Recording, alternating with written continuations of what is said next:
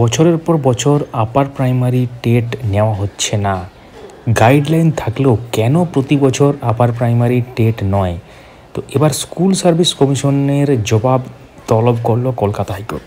তো upper primary TET নেওয়া নিয়ে মামলা হয়েছে কলকাতা হাইকোর্টে, সেই মামলায় জবাব তলব করলো আদালত।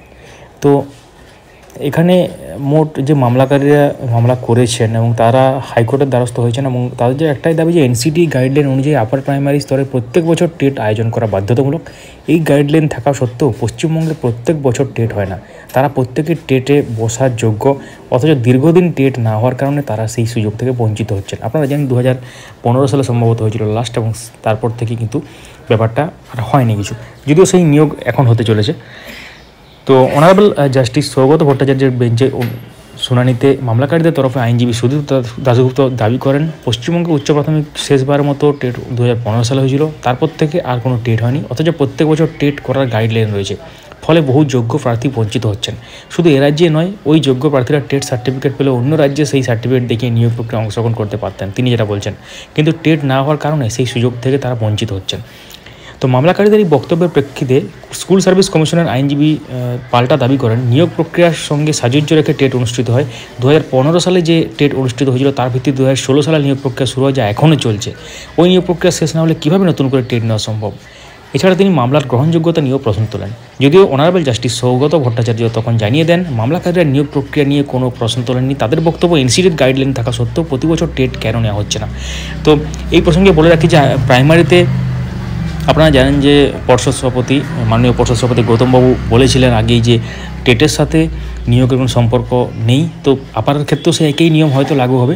তো টেট কিন্তু প্রতি বছর নেওয়া উচিত বলে মামলাকারীরা দাবি করছেন, এবং যেটা এনসিটির গাইডলাইন আছে তিনি সেটাকে কিন্তু এখানে রেফারেন্স হিসাবে দেখানো হচ্ছে। আপনারা কি মনে করেন? এবং এর সাথে আমরা একটু পরে আসছি যে আগে টেট পাস পরে ট্রেনিং করে প্রাইমারিতে যদি গ্রাহ্য হয় তাহলে আপারে কেন হবে না, এই ব্যাপারটা নিয়ে আমরা একটু কথা বলতে চাই। তো এক্ষেত্রে বিচারপতি নির্দেশ যেটা দিয়েছেন যে বিষয়টি 4 সপ্তাহের মধ্যে হলফনামা আকারে জানাতে হবে স্কুল সার্ভিস কমিশনকে। সেই সঙ্গে মামলাটির গ্রহণযোগ্যতা নিয়ে রাজ্য যে প্রশ্ন তুলেছে তা একেবারে নাকচ করে দেয়নি আদালত। আগামী শুনানিতে বিষয়টি নিয়ে সিদ্ধান্ত নেওয়া হবে বলে জানিয়েছেন বিচারপতি। তো এটা গেল আদালতের খবর। তো এখন প্রশ্ন হচ্ছে, আপনারা জানেন যে প্রাইমারি ক্ষেত্রে ধরুন যখন টেট নেওয়া হয় তখন কিন্তু ট্রেনিং কোয়ালিফিকেশান বা সেটা এপিআর হিসাবে থাকে, এবং তারপরে সেটা কিন্তু গ্রাহ্য হয় টেটে বসার জন্য।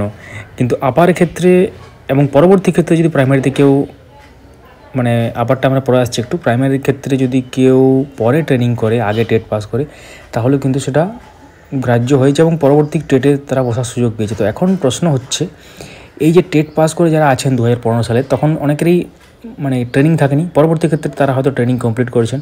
তো তাহলে পরবর্তী যখন আবার টেট অনুষ্ঠিত হবে তখন কি তারা গ্রাহ্য হবেন, বা আগে টেট পাস পরে ট্রেনিং এটা কি অ্যাড হবে? তো এটা কি অ্যাড করা উচিত? আপনারা কি মনে করেন কমেন্টে জানান। প্রাইমারির মতো কি হওয়া উচিত এটাকেও?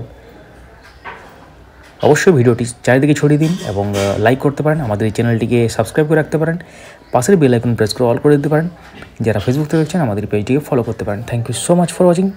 অবশ্যই ভিডিওর ডেসক্রিপশানে উল্লেখযোগ্য লিঙ্ক আছে, একবার চেক আউট এবং জয়েন করে নেবেন। এবং তাছাড়া বিভিন্ন ধরনের বুক আপনারা বাই করতে পারেন, সব বলে যে একটা ভিডিওর নিচে দেখতে পাবেন, ওখান থেকে কিন্তু পুরো একদম আপনাদের লিস্ট পেয়ে যাবেন, সেখান থেকে প্রয়োজনীয় বই আপনারা কিন্তু চাইলে কিনতে পারেন।